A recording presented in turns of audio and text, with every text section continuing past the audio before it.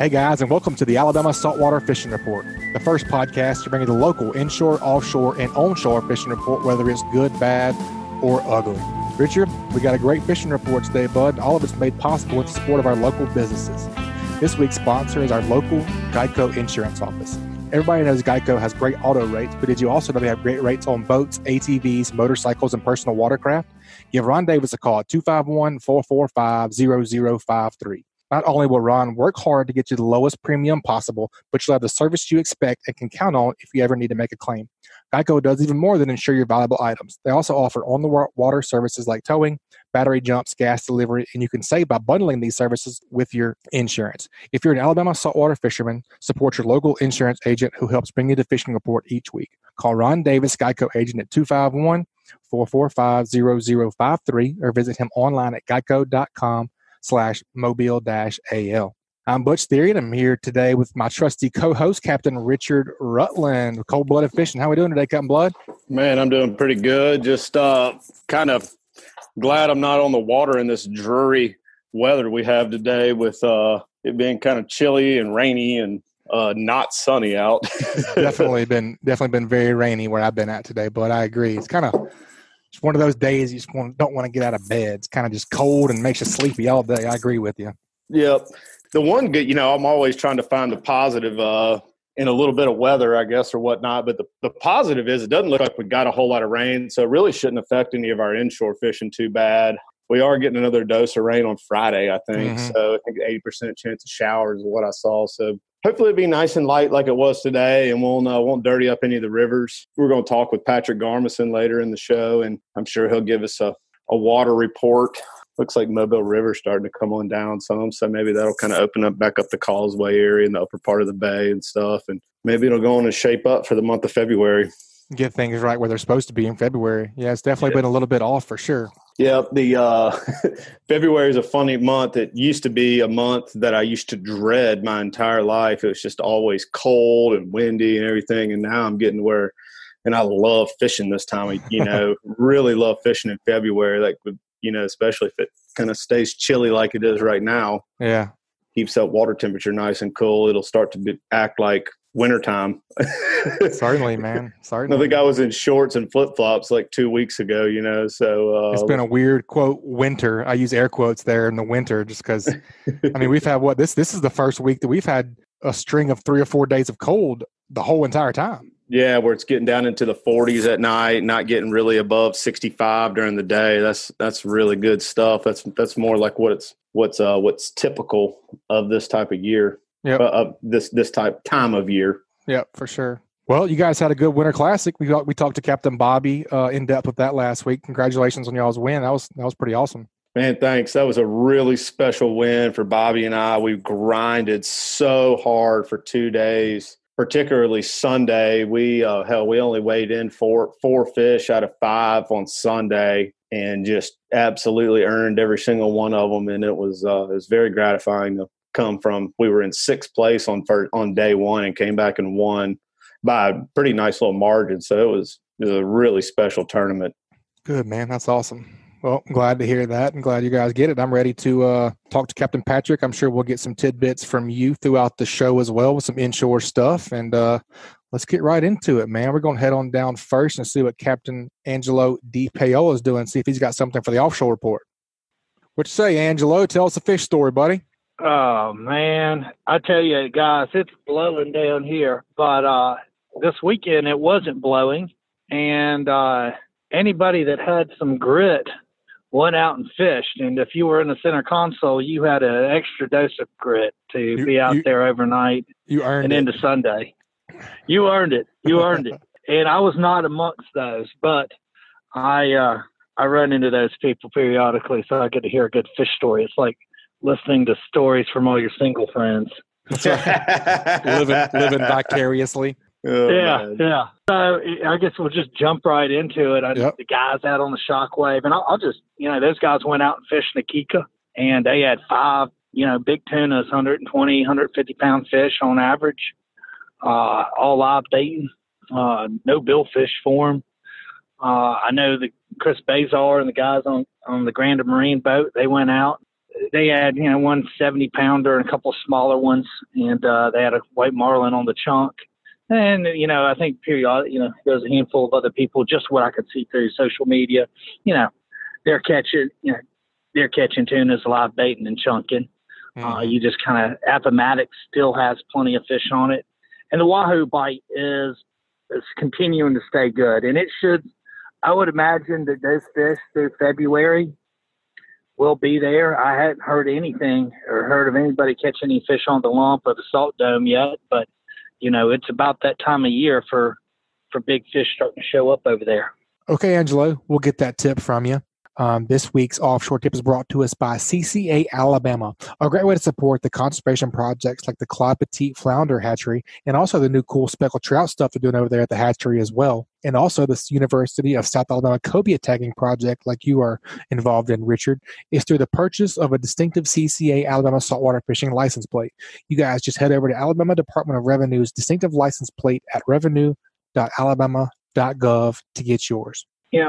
For me, what you're looking for is rigs in that 200 to 450, 500 foot range. And personally, I like that 300 to 450 range. They tend to hold fish really well. It does not have to be clean water. Matter of fact, this time of year, it's really hard to find clean water around those rigs.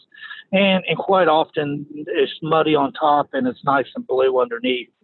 And if you take a lap or two around those rigs, you quite often can mark the fish that you're looking for. For me, like this time of year, everybody loves pulling diving plugs. I mean, there's 3, 4, half dozen brands probably that everybody likes to pull, and pink seems to be a good color, purple, white and blue, or white and red, blue and silver. All those things are going to catch fish. But what I'd tell you is if you really want to catch bigger fish, it's been my experience that you can fish, if you fish live baits, you're just going to get bigger fish. If you can get those smaller little blackfins and bonitas, those are killer, or big hardtails, and you fish them just like you would for king mackerel on a downrigger. And the other thing is, wahoo get finicky really quickly. Like you could mark a ton of fish on a rig. If it's been thin fished hard that day, you may not get a bite on a diving plug, or you may need to give them a break for a couple hours. And that's actually a pretty good tip in and of itself. If you caught some fish and they turned off and you're still marking them, go somewhere else and fish and come back in a few hours. Chances are they'll turn back on, or switch from, lure fishing to live bait fishing. That quite often will work. And what's really funny about those fish is how they orient to the structure and how they're feeding. So if you're doing laps around that rig in a counterclockwise action and you're not getting any bites, but you're marking fish, go clockwise. Sometimes just the way you present the baits will change up whether or not they're eating or not. So, spend some time, catch you some live baits. You'll get bigger fish. You'll probably see a little bit more success. I like that. I like the live bait for wahoo tip. So whenever you're trying to figure out how deep you want down that live bait, are you using any sort of lead or anything? Well, I guess you said you're using a downrigger. So, well, you can use the lead on use a downrigger ball, or they have that little fish-shaped weight. Mm-hmm. And, downrigger counts it out. You all quite often need to make a little bit of adjustment for scope. I mean, but those fish have eyeballs and they feel that vibration of that bait, especially when you first put a live bait down, they're wiggling really good. They'll come up and eat it. But, if you don't have a downrigger, one of the things you can do is, put you out 50, 75 foot of line and rubber band about a 24-ounce bank sinker. Rapala makes a little line counter. And actually, even if you do have a downrigger, that's a great way to fish the non-downrigger bait. That little weight will break away, and you can fish that a little bit further back and a little bit further up in the water column. So you can fish that with a bait on the downriggers, if downrigger, and then that could kind of be your center bait a little bit further back, but still down deep in the water column. That's good stuff. So you're basically just using your machine, kind of circling the rig, trying to find out where that giant conglomerate of bait bait is, and that's where you're going to put your bait down there, that deep? Yeah, that's where, I mean, you got to fish where the bait is. And look, you're not just looking for bait. You'll mark the fish a lot of times. I mean, the wahoo are, if you're on a rig that's got wahoo, there's quite often, more than one. And numbers, I mean, I've seen, where it looked like we were marking 20 or 30 of them at a time.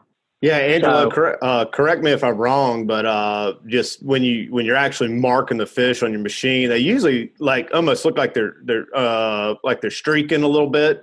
They'll be spread out over about 30 or 40 feet of the water column, and will kind of look like marks kind of either cruising up or down is usually kind of what I think my experience with them is. Yeah, and you kind of see they kind of look like.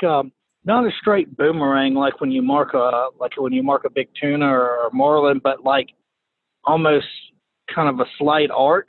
Yeah, like not very much. Yeah, that's kind of what that's what they'll look like. And the new machines with all the chirp and all that. I mean, it's kind of amazing because you'll instead of just marking big blobs like the older machines do, you'll mark out the individual fish.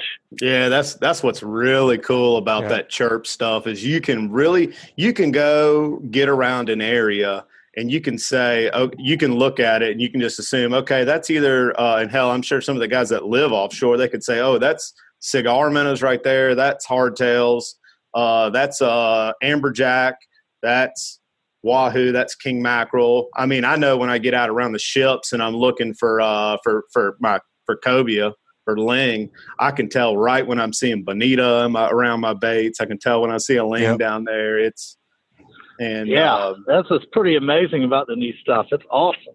Yeah. Talk about new stuff. We had Captain Chris Hood on a couple of weeks ago, and he was talking about that sonar stuff. You talk about being able to distinguish fish, what's what. That sonar stuff is gnarly. I would like to play with that someday. You have any experience with that, Angelo? I've fished with guys that have it, and you've got to know what you're doing. Yeah, that's what it sounds like. That is I know Fruno who puts that out there. They actually have classes on it. There's a guy over in Baja named Steve Lasley. He's been using it forever. And a handful of those guys have gone out and spent some time with him because, sometimes you think you marked a billfish and what you've marked is a sea turtle. And you sit there and fish for a sea turtle for 2 hours, and then he comes up and gets a breath of air, and you realize that you've kind of wasted time. Part of it is a nice tool in the tool belt, though. Yeah, that's isn't that called unidirectional sonar? Isn't that what it's called, Angelo? Yeah. Yeah, I read a good article that Fruno just put out maybe last week about that, and I consider myself to be a electronics guy, and man, a lot of that stuff was way over my head when I was reading it. I was like, golly, Yeah, I've had some friends of mine that fished with people that really knew what they were doing, and they could pick out. They were on the West Coast, and they could pick out the stripes from the blues, from a Mako. Oh, wow. The guy was just really good at it, but he'd been fishing off of commercial boats for over a decade, and then went to running, started putting them on recreational boats. He probably had about 20 years using the equipment, so he just was really good at it. Yeah, he had some screen time in order to figure it out. It makes sense for sure. Yeah, that's something I always hear folks say is, man, I when they're talking about, like, especially like in my world, the inshore world, talking about using side scan and down scan and whatnot, people have no idea. They have no idea what they're looking at or how to use it and whatnot. And something I always kind of preach to people, and I mean, it's definitely can be used in the offshore world, is going to be just paying attention to what you're doing when you're doing it. You know what I mean? I say that just about fishing in general. When you're fishing, you get a bite or you have some success, you got to slow down and say, what was I doing? Why did that happen? That's right. And the same thing when you're kind of paying attention to your electronics and whatnot is, man, what was I looking at down there? What did that mark look like? Okay, those look like wahoo marks, and I caught a wahoo, so I need to store that in my memory bank. Yep. And golly, that can really go a long way. I think with just gaining experiences is paying attention to what you're doing. Definitely. Oh yeah, and I'd say this: don't be afraid to try new things. I fish with a lot of people that don't fish it a whole lot, or just new into it. And it's amazing what you learn from them, because they're just through accident tried something and it works. Yep. So you're out there and you're seeing fish. Don't be afraid to just throw a Hail Mary every once in a while. You never know what will happen. Right, especially if what you're trying is not working. Yeah, and I'll say this because we were talking about the live baiting. One thing that I really like about it is when you're pulling a diving plug, you really kind of need a little bit heavier rod and everything, because that bait's pulling back really hard. And like typically these wahoo are, in that 30 to 60 pound range, which is a nice fish.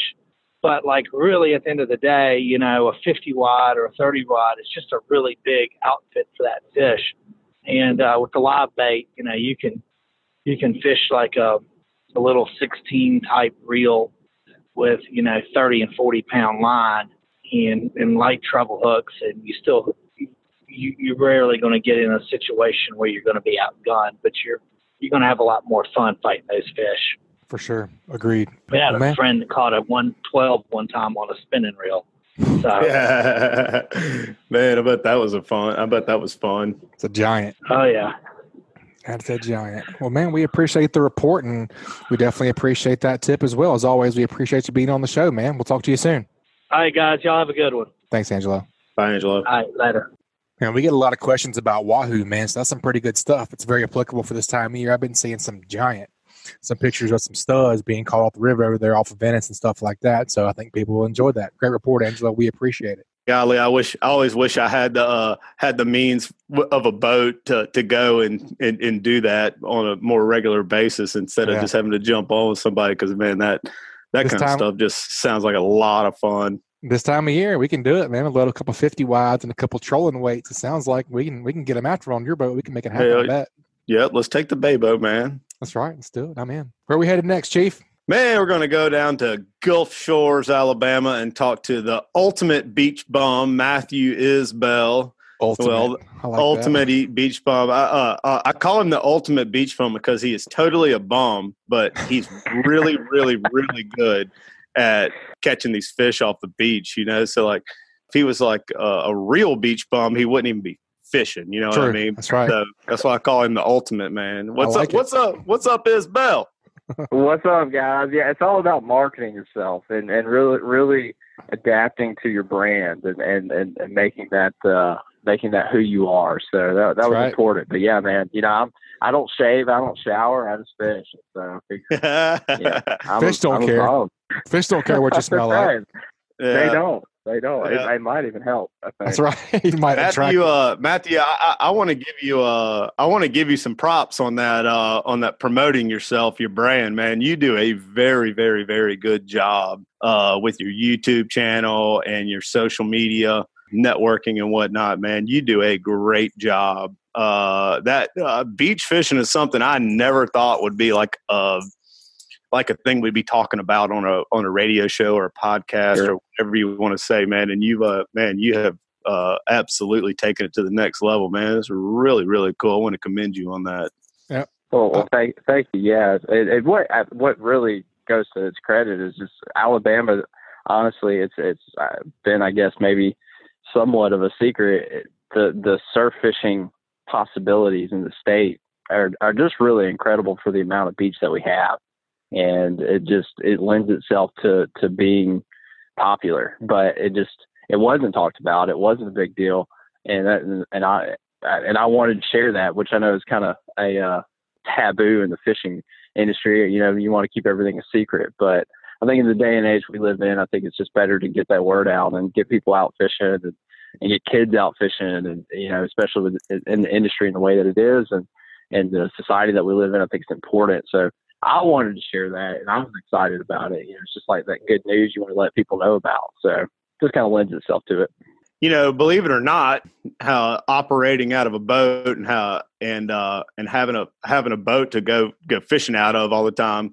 There are days when I wake up in the morning and I don't want to pull the boat out and I don't want to load it all the way up and launch it. it go do the whole 9 yards, and I'll just go wade fishing by myself. And man, I would say just around the Dauphin Island area, I've got several places. I got about a dozen places I could drive my car to and go jump in the water and wade fish in the morning. And it's nothing to run down and fish for half an hour, hour or two, something like that. And then it's a small commitment. Oh yeah, for sure. Mm-hmm. Yeah. Access. Yeah. It just opens it up to more people. Just like that. No boat, no kayak, which those things are expensive.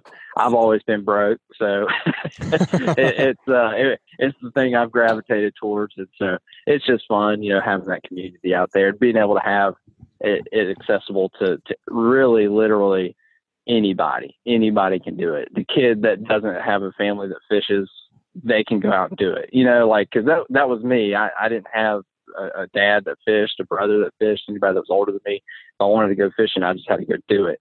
And anybody can go out and get on the beach and fish. So just what I wanted to share. But fortunately, we've had some good fishing. Yeah, so it's January 29th. So tell us what's been going on, man. Yeah, it's been typical in the sense of what species we're catching. Like throughout the winter months, I always tell people your best targets from the beach are going to be your whiting and black drum.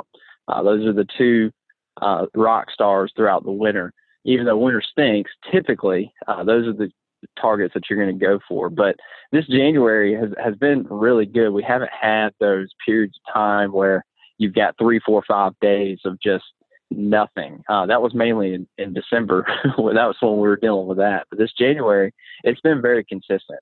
And consistently pretty good with the size of the whiting that we're catching, which is what you want to see in the wintertime. That's when you can expect to have those days where you're averaging those 12 to 14 inch whiting, which are exceptional. Those are great size whiting. I take people fishing on trips and we're catching those and they're having a great time. It's a lot of fun. And I'm always getting so excited. And even though, 12 to 14 inch fish isn't like a monster fish, but I'm getting real excited that we're catching all these. I try to tell people, I'm like, it's hard for me to get you to appreciate how awesome it is when we can come out and just catch 15 to 20 of these 12 to 14 inch whiting. Whereas in the summer and fall, if you catch a 12 inch whiting, like that's we're catching mostly those dinkers if they're around even. So it's just nice to see. And most days we can hook into 1 to 3 big black drum while we're catching those whiting. So really lends itself to some pretty stellar days. We can put a bunch of fish in the cooler. We can catch a couple of big fish, and it's just been consistently that way. So really nice to see. And I think it probably has a lot to do just keeping these temperatures up, I guess. It's not gotten super cold and just shut off. It's just it stayed mild all winter. So I think we're seeing maybe a little bit earlier than we normally would have coming into that spring, maybe starting to see some of that where these fish are getting more active. You got me thinking when you were talking about, catching your 12 to 14 inch fish and how that's a great day catching all those, it just really, it's different strokes for different folks. I always kind of like chuckle at the guys who go crappie fishing and they're like going, man, we caught all these slabs, and I'm thinking a slab is like a, like a giant fish. And they're like a slab crappie's like 16 inches or I might be making that up. I don't know anything about crappie fishing, but 16 inch crappie's a giant. Sure. Yeah. I don't know much about it either, but I think that's a giant. Yeah. I have those moments too, Matthew, where you'll get on a bite and it's just like it's so many fish sometimes, even if they are kind of small. You're like, golly, can you just imagine how many fish are down there? You catch and sometimes they're on the small side when you're catching 100 fish in a spot or something. They're 14, 15 inches or whatever, but it just kind of blows my mind sometimes. And I feel you on that. Getting excited about that. That's pretty special. I think it just kind of comes with the territory as far as being a captain or a guide. Oh yeah. And just catching what's there and being what's accessible and beach fishing. Your main targets a lot of the time are going to be your pompano whiting. We're not going after big fish. That's kind of the name of the game.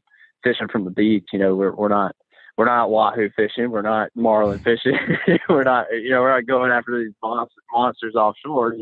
We're on the beach, and that's what we're going for. And but it's a fun fight fish. And what I've been able to do is just really adapt my tackle to that species, and to have a lot of fun and make it as fun as possible.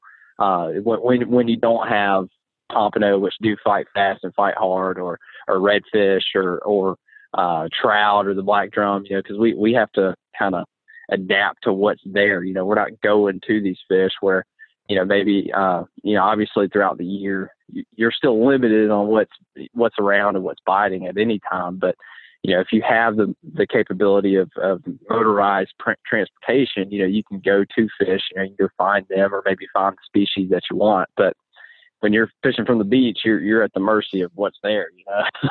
We don't have a whole lot of options. So definitely a good one. Matthew, I heard you say the P word, man, pompano. I think I saw one on your social media the other day. What's up with that, man? You want to tell us the story, what you caught it on, where you got it? Yeah, this was my first pompano of 2020. I always make a post to make a video and try to make a big deal about my first one of the new year. And it usually stands out to me. It's just a little fun thing that I do. And typically, but the last 2 years, I caught them when I wasn't trying to catch pompano. And that's pretty, it makes sense because pompano aren't around really. And usually I'm fishing some other way for another species. And it's just kind of a luck thing. But it is always kind of that sign of, all right, here's what's coming. We're getting there, because if you catch them by accident, usually there may be more than one there.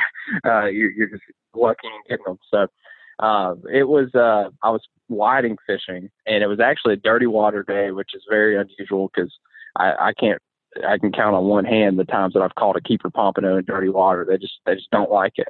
And I was fishing real close to the beach, just in this really nice hole, and happened to hook up on a pompano. I got super pumped about it when I realized what it was, because when you're catching whiting and then you hook a pompano, you definitely know something's different. And so it was a lot of fun, really cool to see. But typically this time of year, you will catch them and I haven't had the chance to do this yet, but when they do kind of start moving in early for that spring run, because it's right around the corner, because a lot of times it does get kicked off in February.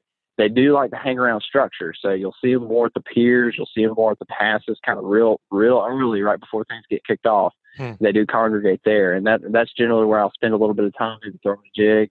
Haven't had a chance to do it, like I said, this year. That's where I did catch my first one last year, was fishing from a jetty. I was sheep's head fishing with fiddler crabs and hooked a pompano, but they are there. They will show up there first usually. So, that's a little insider tip. If you are looking for those pompano at the beginning of a run, that's usually where you can find those, kind of hugging that structure.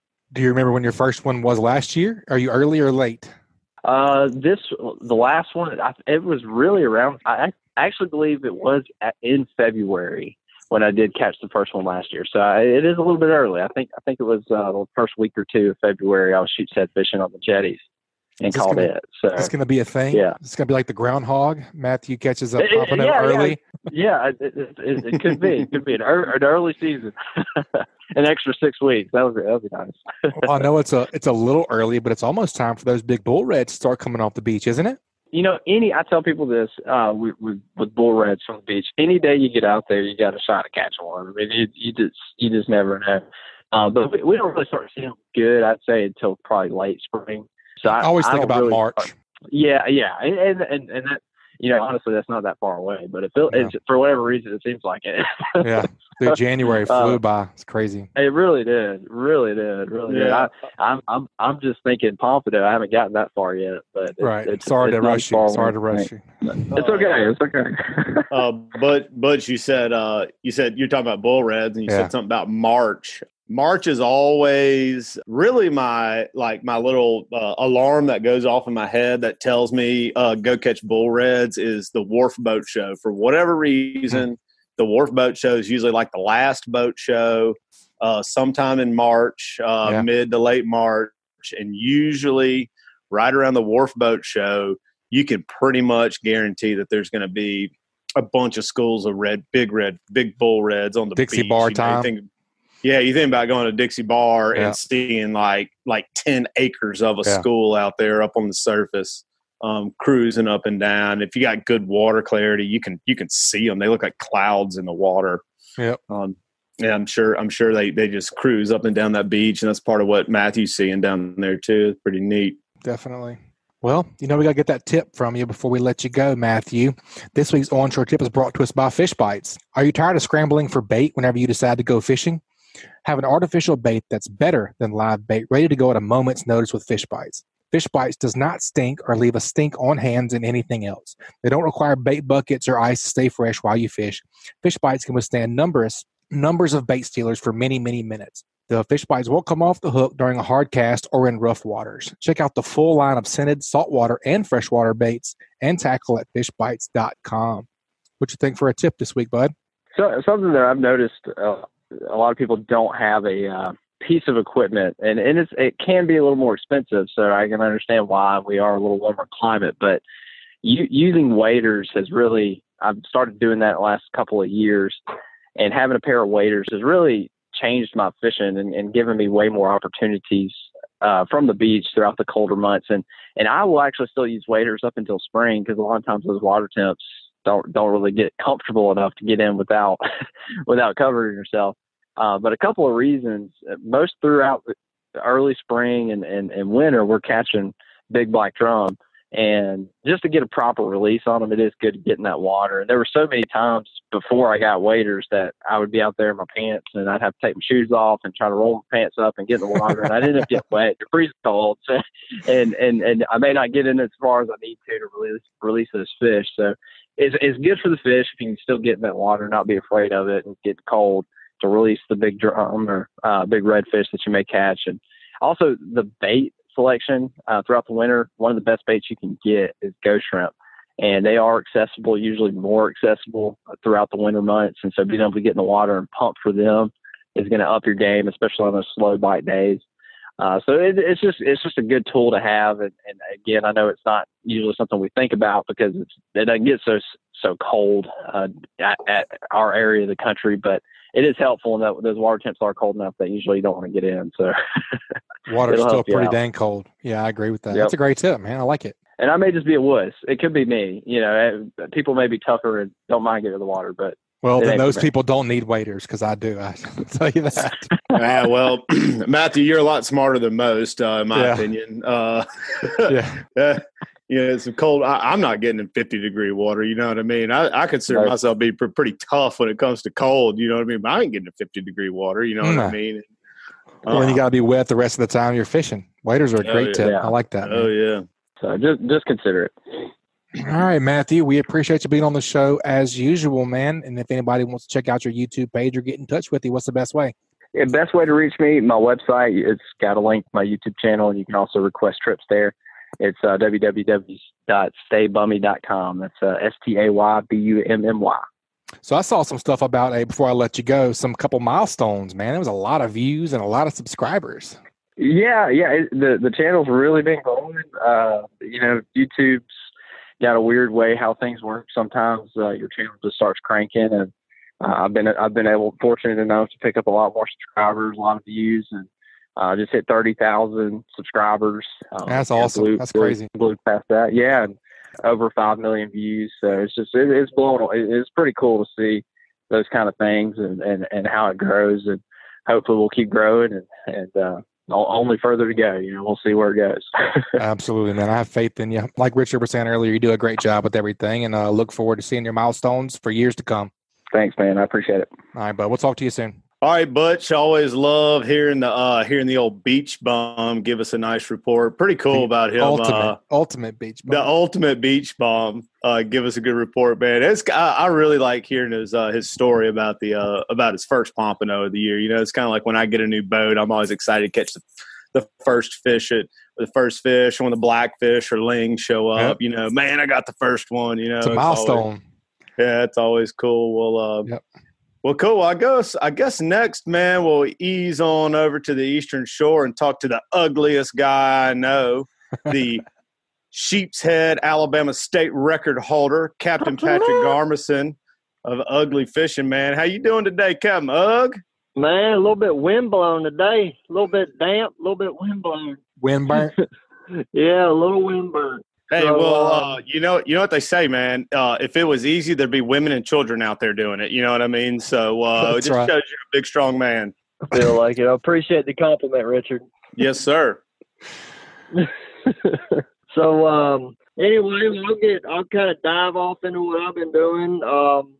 Spent a little bit of time on the Eastern Shore, fishing around in the Weeks Bay area. There were some trout and decent redfish bite in Magnolia River.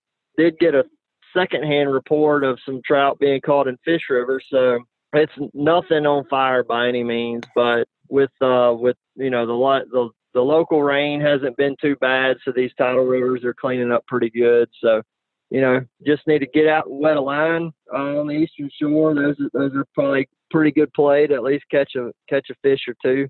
In the last 2 days I spent over in Foul River and East and West Foul River. And yesterday had a real good trip throwing slick lures. Ended up kind of settling in on that greeny color. It's not one that I've thrown a whole lot of, but we had caught some really, really nice trout on it. And while my guy was throwing the greeny, I was kind of experimenting with different things. And man, I never really found anything that was any more productive than that. So it was that was a really good trout bite we had going on. And then it faded off around the bottom of the tide, and we ran down to West Foul and beat up some marsh for some reds. And man, the sun was out real nice, and we got into some areas that were fairly shallow, say like 3.5 feet deep and less. And there were a lot of areas where, because the water was real calm and the sun was up real bright, we could see these redfish kicking off and kicking up mud clouds. So we got into an area where I would venture to guess there was probably somewhere in the neighborhood of 20 or 30 redfish that all kicked off. I'd spooked them. I pushed on through them, and I went on past, and I turned the boat around and waited. We waited probably about, I don't know, it was probably 30 minutes had gone by, maybe 45 minutes had gone by, and we just as stealthily as possible reapproached that same area.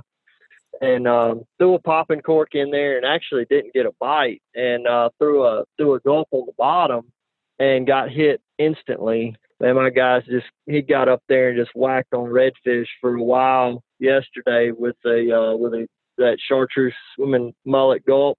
And anyway, we kind of moved all throughout those bayous and creeks and stuff around down there, and ended up with a real good, just had a really jam up day on redfish and trout. And then we get to flip the switch. I had the same gentleman with me again today, and we started out trout fishing, and the greenie didn't get a bite, and I threw a Cool Beans little slick, and I stuck one trout, and we had a bunch of bites on the Cool Beans, big and little slick, but it just never materialized. So we pulled off of there, went back down, checking on the redfish, and I think we caught 5 altogether today. It was a night and day difference. We had really windy conditions, made fishing tougher.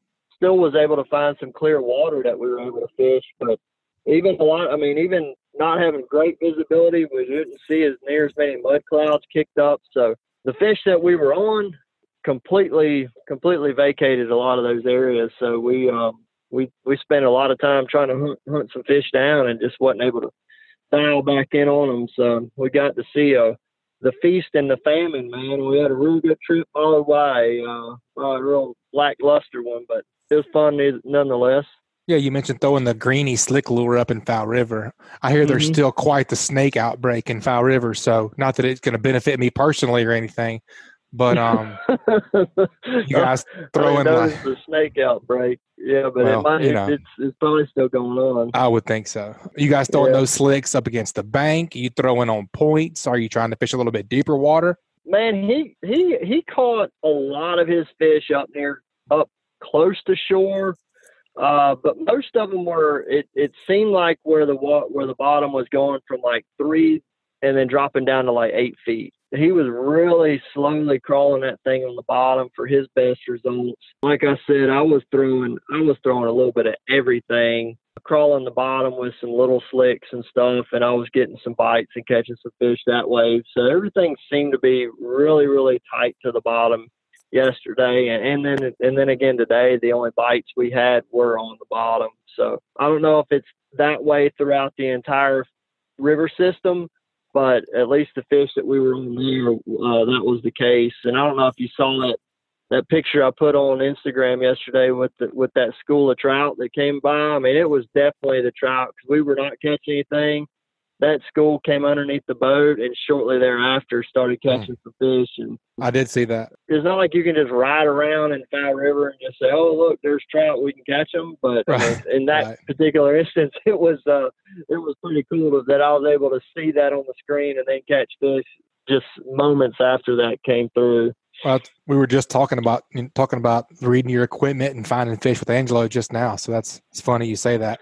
I'm such an electronics nerd, man. I'm always watching. If anytime I'm in water that's like 8 feet deep or deeper, I'm at least taking a glance at it every so many minutes just to get an idea of what I'm around. You know, if every time I look at it and I'm looking at a blank screen, I'm getting antsy. I'm going to go ahead and get out of there and go find something that looks a little confidence. better. You're not very confident. There's nothing there. I mean, you're not seeing the bait. You're not like Captain Richard was just saying, I think that's gold. I mean, just pay attention. Like you're saying, you saw something on the machine, you caught a speckled trout, you go, that might have been some speckled trout I just saw on my machine.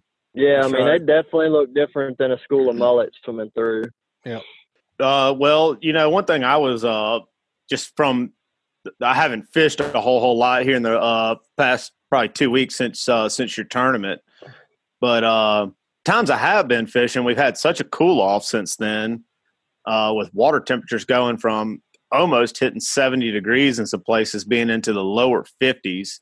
The 2 times that I have been, it seems like we're kind of in that almost maybe in that period a little bit with some of these schools of fish where they kind of have that lethargic attitude where they're not really winter.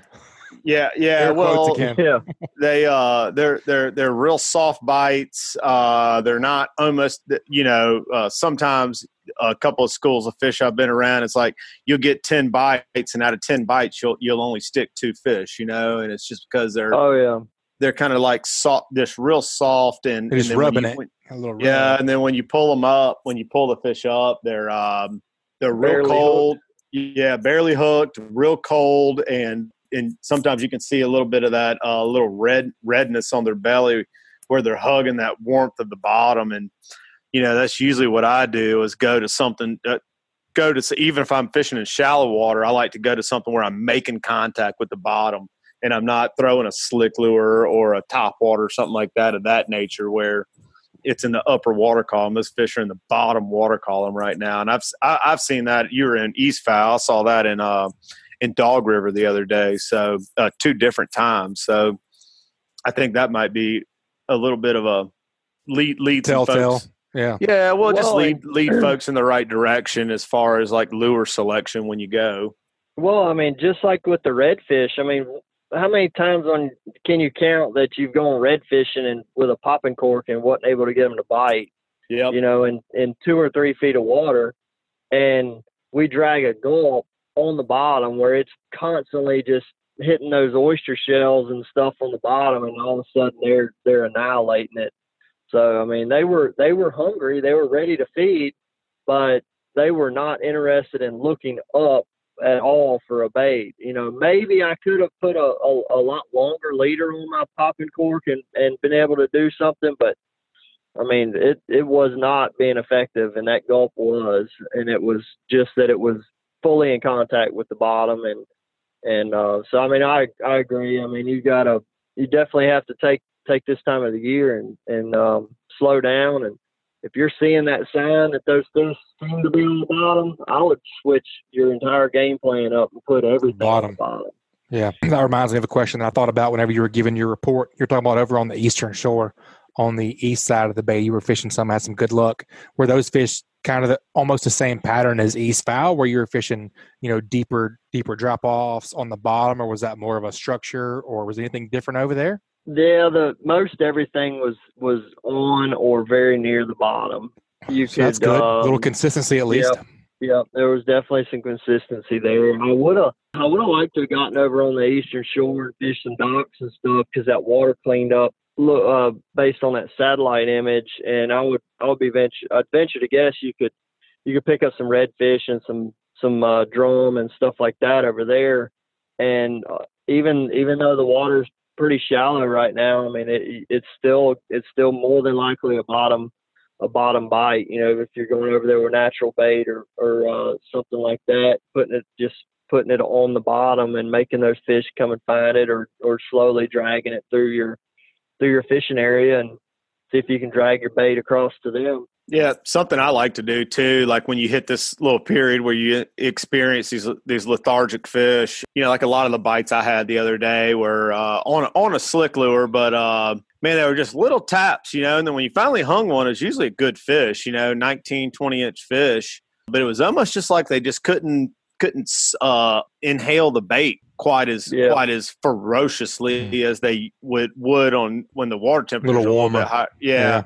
And they're cold-blooded fish, their metabolisms come up and down with the water temperature from time to time, especially right now. And something I'll do is, when you notice that they're on the bottom, I like to lighten up my jig head a little bit. I generally pretty much throw a 3/8 jig head when I'm throwing a grub, and I'll lighten it up to a 1/4 ounce sometimes. And that really seems to go a long way, just to lighten everything up some. Maybe it's not as much of a chore for that fish to inhale that smaller bait. That's right. Well, it's less weight, less plastic, whatever, downsize, and that seems to go a long way on some of those kind of days. Yep.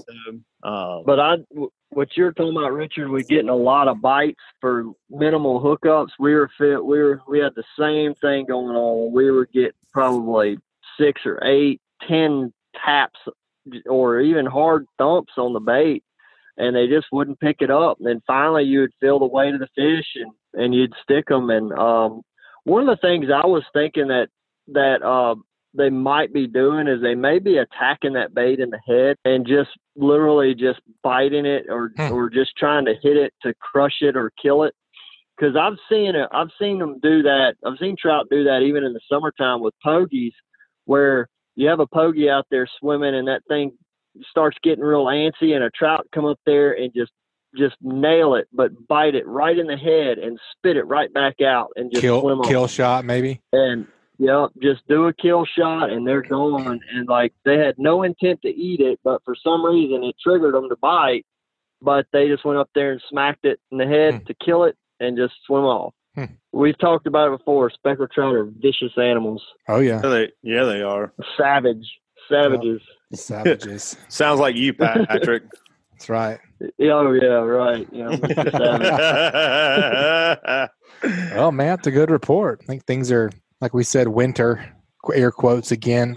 Things are kind of, I don't think it's supposed to stay super cold forever as far as the forecast goes, but maybe they'll start to even out here. Hopefully this rain doesn't mess them up too much. Yeah, well, and maybe Patrick can expand on this. Whenever I see these fish get like this a little bit, where they go in this lethargic mode where they're hugging the bottom and not chewing quite as well, it usually after a couple of days, a cool off, the fish almost acclimate and then start acting right again, So, Patrick, do you ever experience that where you'll see this kind of like this little pattern we're in, and then after 3, 4, 5 days kind of sets in of that cooler water temperature, they'll almost adjust and then start feeding. Yeah, feeding a little differently.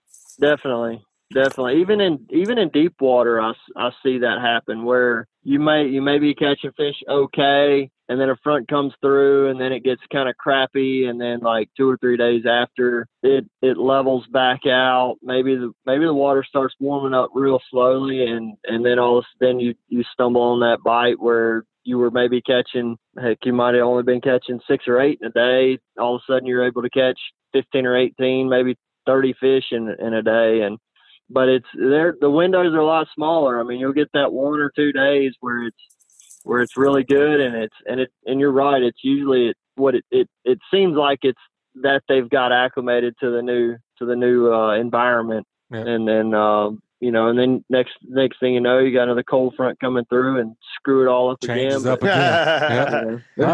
I said that. I kind of think about it too, man. It's like when we have a real good cold front, you go first get out in the cold. Just us living in our own environment. You go get out in the cold, man. You can't text message quite it's as a shock. well. You're shocked. You can't. But think about it though. Once you're out there in it for a little while, you acclimate and everything kind of starts working right again. I think that's just what's going on with them a little bit, man. But heck, I'd rather be fishing this pattern than the 70-degree water pattern in January and February that we had like 2 weeks ago, right before your tournament there, Patrick. Yeah. All of the above makes things challenging in January. Oh yeah. I said that the past couple of weeks. We were talking about, things changing and then changing so rapidly, the fish don't have time to acclimate to the hot weather for a couple of days, cold weather for a couple of days, and they just can't get on the same page. It's tough. Yep. Hey, yep. Butch, what we got for Hey Cap question today, man? Yeah, man. The Hey Cap spot, Captain Patrick, you have the Hey Cap question this week. We picked out one especially for you. This week's Hey Cap sponsor is Daycool Heating and Air. As the saying goes, if you don't like the weather in South Alabama, wait 10 minutes because it's going to change, as we were just talking about. We all know that to be very, very true around here. But one of the things that's very predictable is the pricing at Daycool Heating and Air. They offer flat rate pricing, and they don't charge for after-hours calls. Let's face it, your HVAC always seems to act up when you need it the most. Don't get stuck between a rock and a hot place or a cold place. Daycool offers flat $45 service calls, $59 tune-ups, and they offer free estimates on equipment replacement. The pros at Daycool have been serving Mobile and Baldwin counties for over a decade. Contact them at 251-633-5121 or check them out online at www.daycoolair.com or on the Daycool Heating and Air mobile app. License number AL07028. Who gave us the Hey Cap question this week, Captain Richard? Looks like Justin Chappelle.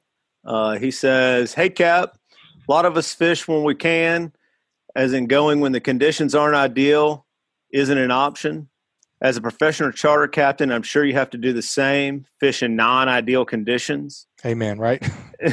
As the weather and the increased rainfall up north has caused some extremely muddy water in the bay lately, how do you adjust your approach and plan when forced to fish in muddy water on windy days? That's a good question. A lot of aspects. And it's very timely for our entire conversation we've just had. I mean, it really goes into fishing the conditions. We talk about it a lot. We talk about utilizing satellite imagery, talk about utilizing these tide graphs to see where your water levels are, your river levels, all of these things. We've got too much technology and too much information out there not to utilize it. So the best thing to do is if you're just getting out and you're only having the one day of the week to get out and you've got, say, for instance, an east wind blowing at 20 miles an hour, well, look at your options as where that east wind is going to give you a leeward bank. And that's going to be pretty much the entire eastern shore. And then a lot of your tidal rivers aren't affected by a high wind. So you're going to have certain areas of a tidal river, say like Dog River, there might be some areas of an east wind where it's just too much. But there's a lot of bends in the river that give you some, you get you some relief from that wind and be able to present your baits right. So the thing is take those conditions, do what you can to find the cleanest water you can, and do what you can in those areas. Target the right fish. If you're in if you want to get down in the Mississippi Sound and you're fishing marsh, more than likely you're going to be targeting redfish. So be planned to target redfish in those areas. If you're going to the tidal rivers, you've got redfish options as well, but a lot of us are targeting trout in those areas. So kind of go with a trout fishing mindset and put yourself in a good position to be able to present your baits right. And I mean, that's what I'm going to do. When I have a customer call me and say, "Hey, I'm going to go fishing tomorrow," I'm going to look at the best information I can get, and it's going to be the most up-to-date satellite image to see where some clean water is. We know about what our rain total was today, so we know that the tidal rivers are going to be nice and clean and shouldn't be an issue. And then we should know that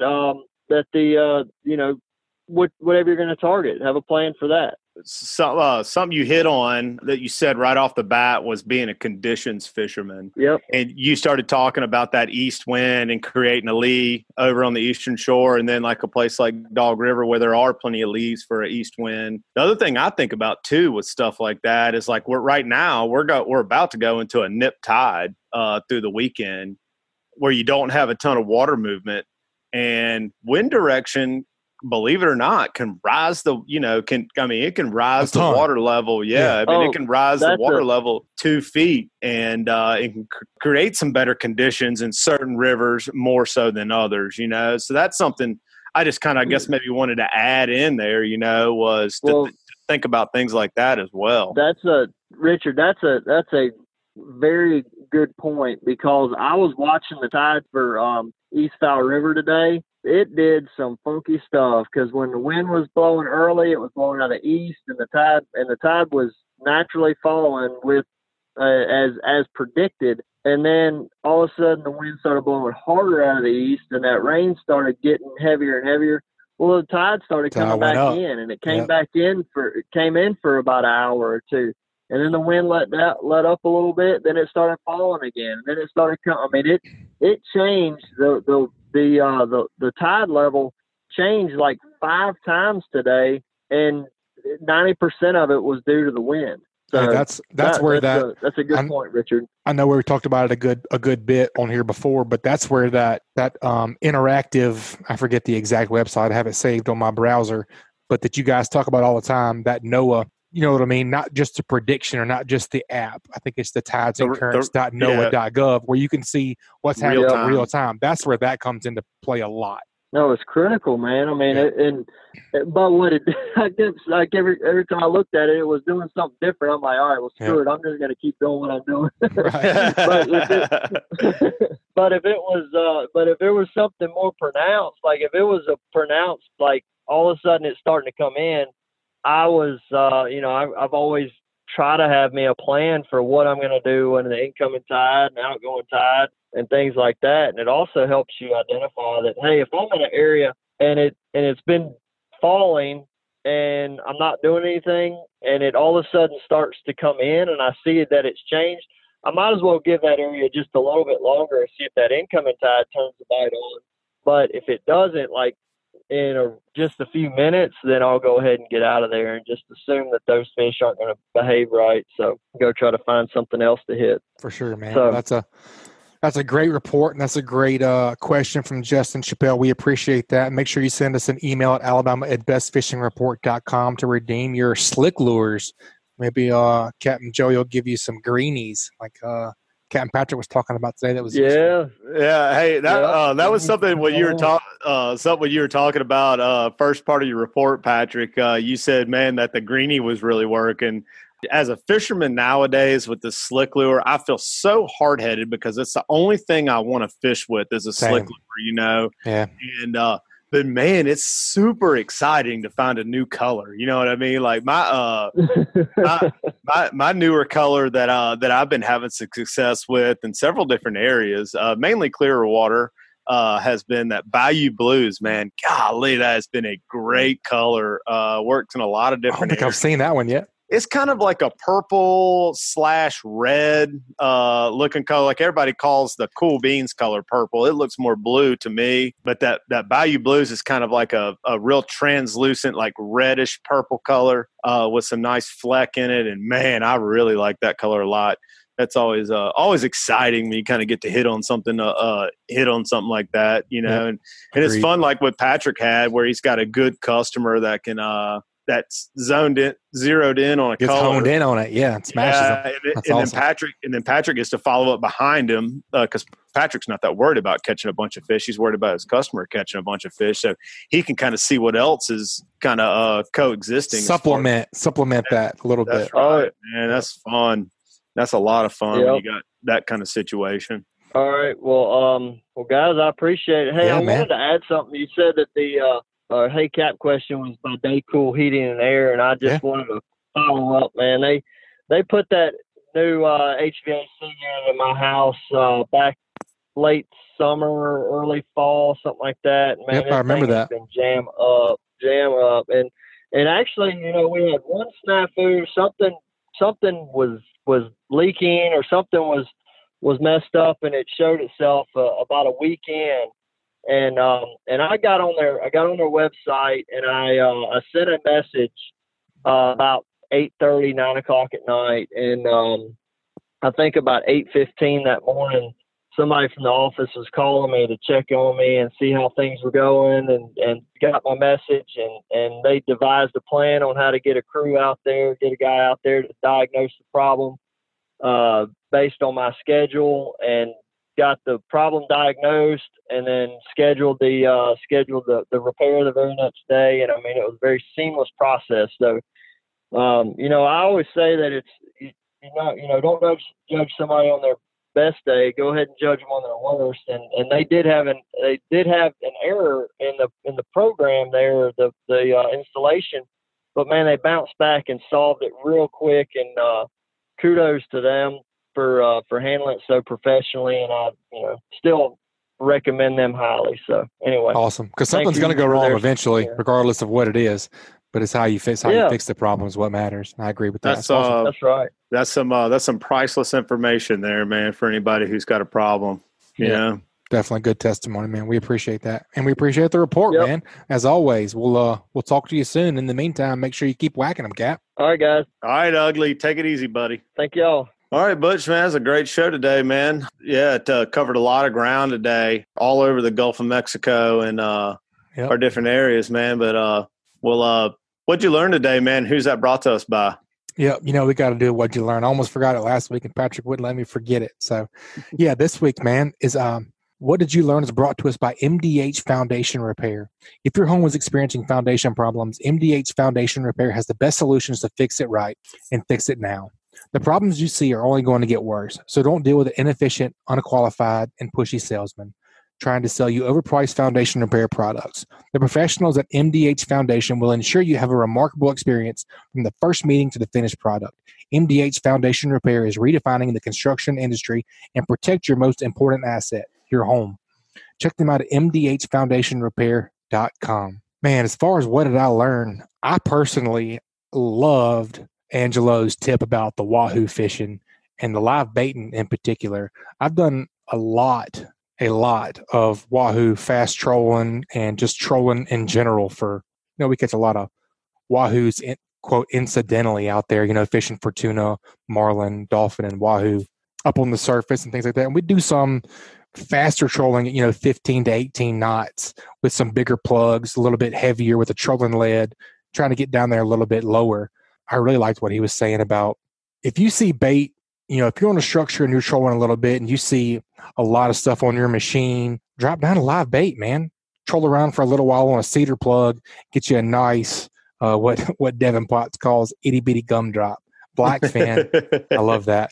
A nice black fin and bridle it up, or man, you can just hook that thing through the lips and just get it down there to where those marks are that you guys were talking about earlier on your machine. And get down there a little bit. I thought it was really cool what he was saying about the breakaway weight. On his leader, he's rubber banding a pound or pound and a half. Yeah, it gives you a few more options. It does. You don't have to have the big, fancy downrigger or the giant golden reel or anything like that. Just get it down there. If you see some awesome marks on your machine, I've never live baited for wahoo ever. Right. So I thought that was really cool, and that'd be an easy way to not necessarily kill some time because you're out there fishing, but it's definitely not going to hurt anything. I think that'd be really cool, and Angelo's is very fruitful, so I like that tip a lot. Yeah, I did too. That really kind of got me excited about it. Just thinking about it, man, that just sounds like a lot of fun getting out there, and who's to say, like you can't be set up to go do both things. You know what I mean? Because I'm sure they're like the guys who are your like diehard wahoo guys, that's what they're going for. They probably do both, and I'm sure they have days when one's way better than the other. one's way more effective than the other. The only thing about trolling versus live baiting, I get you're around structure most of the time. So the only thing about trolling is that you're getting more baits in front of fish more often. You're covering more water. Burning less fuel though. If you're bumping around bait it, a knot, or just keeping it in gear just to keep your stuff stretched out. That's right. You are. And then, but like he was saying, he would rather go and have a chance at catching like one big giant fish than catching 3 or 4 small ones. You know what I mean? And that's pretty exciting, man. And catch a 70, 80 pound wahoo or bigger than that. Mm-hmm. Oh yeah, they get big, man. It's the time of year to do it. Now's the time whenever you need to go out and try a little bit, learn a little bit. It's not gonna hurt anything. So that kind of hits on what I learned today was, man, listen to some of these reports. When you have a short window or small window of time to go and spend some time on the water to fish, and you really being serious about being successful out there, is target what's biting. You know what I mean? Like right now, it's probably not the best time to go catch bull redfish or pompano necessarily. Exactly. So you go down to the ultimate beach bum down there. Ultimate's catching a lot of whiting and black drum right now, which both are great table fare. Great. Whiting is delicious, by the way. Man, yeah, and I think the same thing about black drum, puppy drum. I wouldn't eat like ones. Yeah. My little rule of thumb is if they've got the bars, they've got the sheep pen bars. Yeah, they got stripes. They're going in the box, but if they're solid color going back, and then like what Angelo was talking about, if you can pay attention to these weather windows right now and use your fingertip tools there on the computer, looking and finding where clean water and stuff like that is. Man, you can be a real effective offshore. Sounds like the tuna bite is really starting to come around. Yep, I wouldn't say necessarily what I've learned this week, obviously, but the technology that we have at our fingertips these days is incredible. With Hilton's offshore charts, with the real-time navigator, that pretty much takes all the guesswork out of offshore fishing. To a degree, especially this time of year, whenever you don't have as many, hey, I just got back from here, they're there type of situation. You're looking at, altimetry, the chlorophyll, the upwellings, the downwellings, where the blue water is. That's such a big deal. And the same way with the NOAA.gov tide charts and the, I forget the exact website I shared it on our Facebook page, but the, where Patrick looks at all the water. The satellite, the satellite imagery. Yeah. I mean, all you can dream about is at your fingertips these days. Takes a lot of the guesswork out, man. It's even wilder is that it's only going to keep getting better. You know what I mean? Which is kind of scary, really. It is scary. I mean, I can remember being on my dad's wheelhouse when I was, 4 or 5 years old, sitting up on top of a bottom machine that you had a big rubber thing. You had to look around you had to look at your, what was it called? Like you're looking through binoculars. The loop, they called it a fish loop. Yeah, right. They called it a fish loop. And they used to use sextants to find their GPS locations. And he used to tell me about his grandfather dragging soap bars on the bottom to find out what kind of, structure was on the bottom, whether it was sand or whatever. It's crazy. The upside to all of that, to the scary side of it, like what you and I are thinking about, because nobody's doing anything for the fish. You know what I mean? We're just getting better at catching them. Yeah. And there's better access to the fishery and whatnot. Well, the upside to that is that we live in the great state of Alabama, where we have a very, very, very good and in tune marine resources division here. Yeah, you're right. I trust the state. I trust the state of Alabama, and we have some great guys up there right now with Chris Blankenship and Scott Bannon that are really fighting for us as anglers, and I appreciate that. I think they're doing a great job. Man, they are, and I really like the direction things are going with a lot of that, with most things. So, yep, me too. That's the upside. Yep. All right, folks. That's another great Alabama Saltwater Fishing Report. We appreciate that Hey Cap question, Justin. Make sure and email us at alabama@bestfishingreport.com to get in your Hey Cap questions.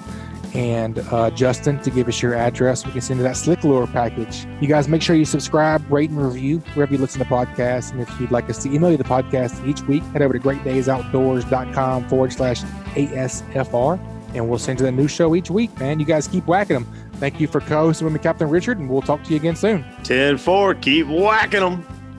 This week's Alabama Saltwater Fishing Report is brought to you by the Biloxi Boat Show, February 7th through the 9th, 2020, at the Mississippi Coast Coliseum. For more information, go to gulfcoastshows.com. Also brought to you by Foster Contracting, Fortified Roofing Pros.